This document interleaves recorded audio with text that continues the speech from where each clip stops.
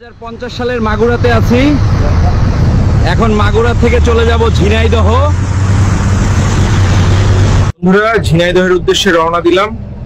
প্রথমে হাট গোপালপুর বাজারে নামবো, তারপর ওখান থেকে চলে যাব ঝিনাইদহ। এইটা হচ্ছে সেই হাট গোপালপুর বাজার। 2050 সালে হাট গোপালপুর বাজার এমনই হবে। শুনেছি এই হাট গোপালপুর বাজার নাকি অনেক জনপ্রিয়, লোকজন ঠিকই বলে, আসলেই জনপ্রিয়। বেশি সময় নেই, এখন ঝিনাইদহ চলে যাব এবং 2050 সালের ঝিনাইদহ জেলা কেমন তা আপনাদের দেখাবো। বন্ধুরা, গোপালপুর থেকে ঝিনাইদহের উদ্দেশ্যে রওনা দিলাম। ঝিনাইদহ বাস টার্মিনালে নামবো। এই তো বাস টার্মিনালে নেমে পড়লাম। 2050 সালে তো ঝিনাইদহ জেলা অনেক উন্নতি হয়েছে। আর এখান থেকে একবারে চলে যাব পায়রা চত্বর। বন্ধুরা, এখন যাচ্ছি ঝিনাইদহ পায়রা চত্বরে। সেখানে অনেক আগে গিয়েছিলাম, তো চলুন দেখি 2050 সালে কি পরিবর্তন হয়েছে। 2050 সালের ঝিনাইদহ পায়রা চত্বর।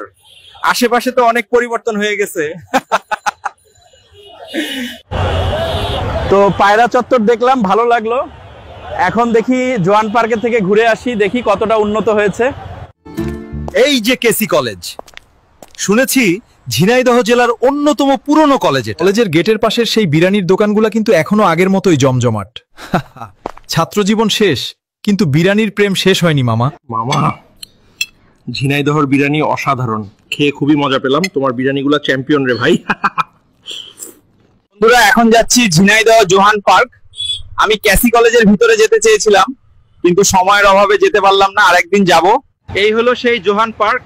এখানে ড্রিম ভ্যালি লেখা আছে। এটা তো অনেক উন্নত হয়েছে 2050 সালে। টিকিটের মূল্য কত নিবে জানি না। ও বন্ধুরা, কি মজা লাগছে, অনেকদিন পরে উঠলাম। এরপরে যাব প্যারিস রোডে। সবাই রেডি তো প্যারিস রোড দেখার জন্য? এই যে দেখছেন, এটা হচ্ছে 2050 সালের প্যারিস রোড। এখন যেটা গ্রাম, তখন হবে। এই রাস্তা দিয়ে হেঁটে গেলে মনে হয় যেন সুইজারল্যান্ডে আছি। হ্যাঁ, কিন্তু এইটাই আসলে ঝিনাইদহ। 2050 সালের ঝিনাইদহ প্যারিস রোড তো আগে থেকে অনেক উন্নত। যত দিন যাচ্ছে তত উন্নত হচ্ছে, এটাই বাস্তব। আশেপাশে কোনো ঝালমুড়ির দোকান দেখছি না। ঝালমুড়ি দোকান পেলে তো কিছু ঝালমুড়ি খেতে পারতাম। ঝিনাইদহ ঝালমুড়ি নাকি অনেক মজা।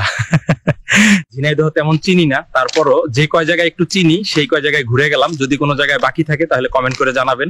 প্যারিস রোড থেকে বিদায় নিচ্ছি, দেখা হবে অন্য কোনো ভিডিওতে। সবাই লাইক, কমেন্ট এবং শেয়ার করবেন। বাই বাই বন্ধুরা।